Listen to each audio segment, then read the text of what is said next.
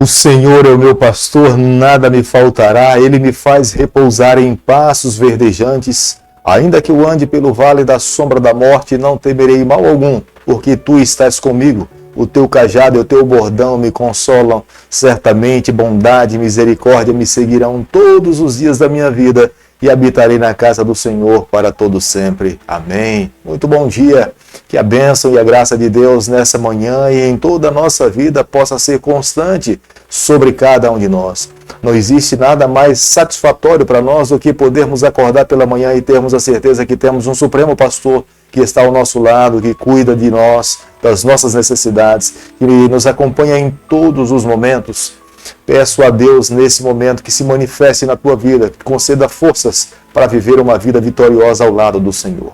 Todos os dias nesse canal nós estudamos um capítulo da palavra do Senhor. E nessa manhã eu convido você a ter nas mãos a palavra de Deus no livro de Jeremias, capítulo 23, o versículo 1. Ai dos pastores que destroem e dispersam as ovelhas do meu pasto, diz o Senhor.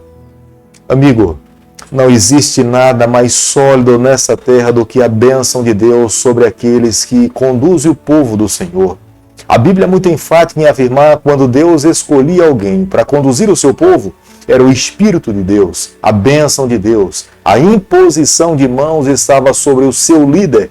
Esse recebia o Espírito Santo para que pudesse, através da influência do Espírito Santo, liderar, conduzir o povo do Senhor dessa terra. Mas existiram muitos homens que negligenciaram em viver em harmonia com a bênção de Deus e, em vez de se manterem sob a bênção do Senhor, escolheram conduzir e liderar o povo de acordo com a sua própria vontade e a sua própria capacidade.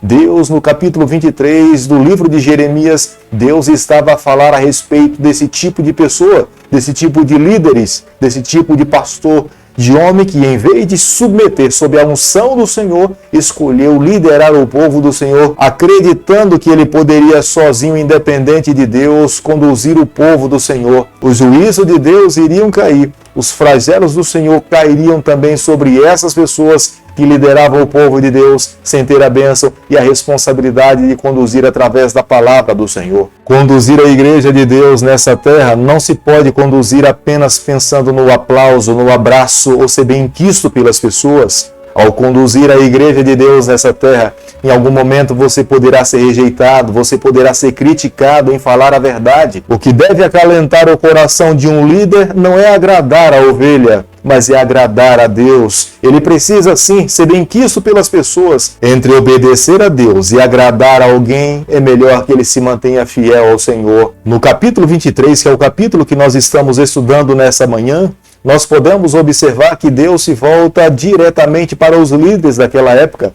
Os líderes estavam menosprezando a vontade do Senhor. Os líderes estavam mais preocupados em manter as suas casas cheias de recursos e mantimento do que, na verdade, dizer a verdade, falar a verdade, abrindo a palavra de Deus e mostrando que a Torá e que os mandamentos de Deus precisavam ser seguidos naqueles dias. Muitas pessoas não tinham a plena compreensão que os seus líderes possuíam. Os líderes tinham pleno conhecimento, mas os seus liderados não estavam sendo exortados para que eles pudessem ter a mesma compreensão dos seus líderes. Jeremias capítulo 23, o versículo 5, a Bíblia diz o seguinte: Eis que vem dias, diz o Senhor, em que levantarei a Davi um renovo, justo, e rei que reinará, e agirá sabiamente, e executará o juízo e a justiça na terra.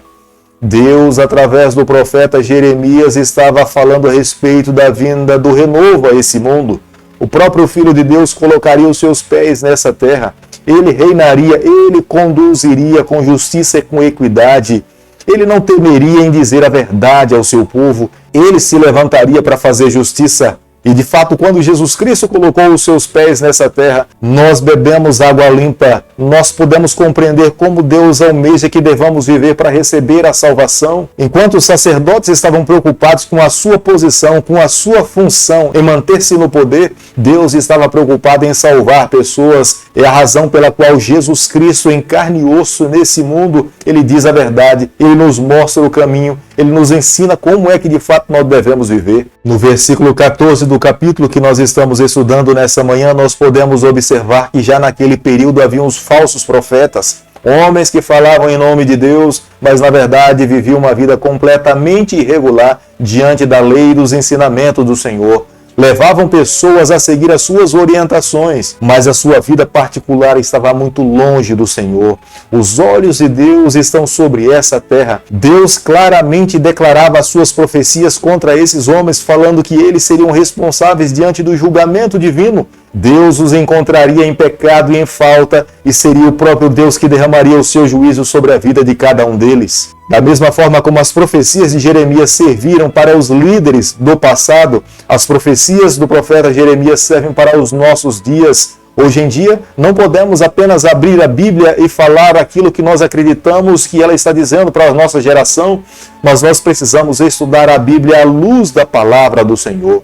Um pouco aqui, um pouco ali, analisando o Antigo Testamento com o Novo Testamento, olhando o texto e o seu contexto, para que nós possamos de fato chegar ao verdadeiro sentido do texto, o que Deus está determinando para cada um de nós, para que quando venhamos a ensinar a palavra do Senhor, nós possamos ter plena garantia, certeza de que essa é a vontade de Deus para os nossos dias. Precisamos hoje viver como os bereanos viveram. Quando ouvimos alguém falar em nome de Deus, falar da palavra do Senhor, nós precisamos ter a palavra de Deus nas mãos para ter a certeza, a garantia de que essa de fato é a vontade de Deus para os nossos dias. No versículo 16 do capítulo que nós estamos estudando nessa manhã, existiam muitos falsos profetas que enchiam o povo com as suas profecias de esperança, mas não era a palavra de Deus. Levavam o povo por um caminho tortuoso e no final seria um caminho de morte. Era o próprio Deus que estava se responsabilizando em punir, em derramar o seu juízo sobre essa classe de líderes, porque não levava o povo a viver uma vida de arrependimento,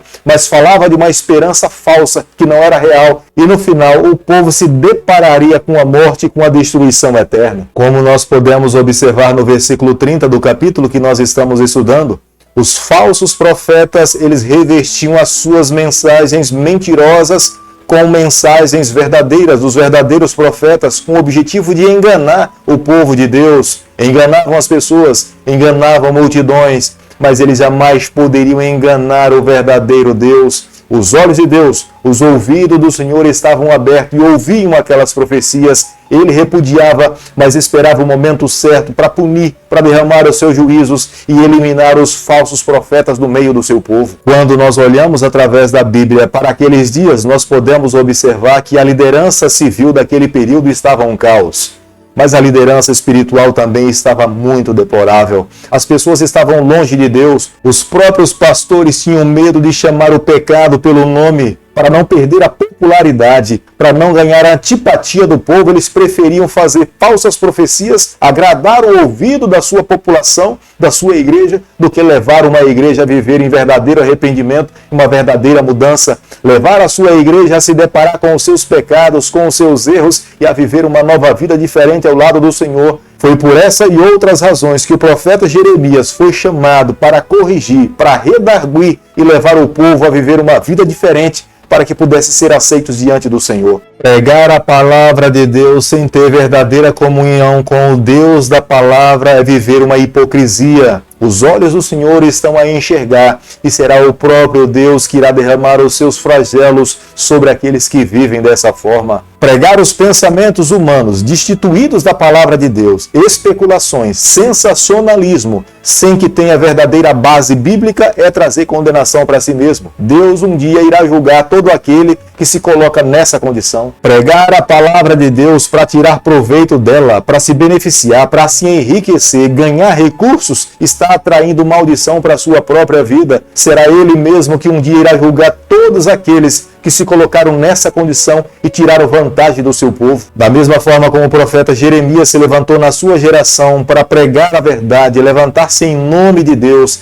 e apregoar o ano do Senhor, hoje é necessário que Jeremias modernos se levantem, tenham coragem, desprendido exclusivamente, tendo nas mãos a palavra de Deus e preguem a palavra. mesmo que encontrem oposição, mesmo que sejam perseguidos, mesmo que sejam colocados no calabouço, mas que tenham a coragem de falar em nome de Deus e apresentar a verdade do Senhor para quem quer que queira ouvir. Poderão ser menosprezados por muitas pessoas, mas será abraçado e acolhido pelo Senhor. Deus mesmo será aquele que um dia irá recompensar todo aquele que fielmente pregou, falou e viveu as verdades do Senhor. Querido Pai, em Tuas mãos, nessa manhã, nós nos colocamos. Queremos a cada dia viver de acordo com a Tua palavra. Por favor, Senhor, nos toma nos Teus braços, molda o nosso coração, nos conceda força, é o nosso pedido e a nossa oração, e nós fazemos em nome de Jesus.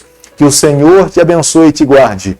Que Ele faça resplandecer o seu rosto sobre você, que Ele tenha misericórdia de você, que sobre você nessa manhã Ele levante seu rosto e conceda a sua paz, em nome de Jesus. Amém.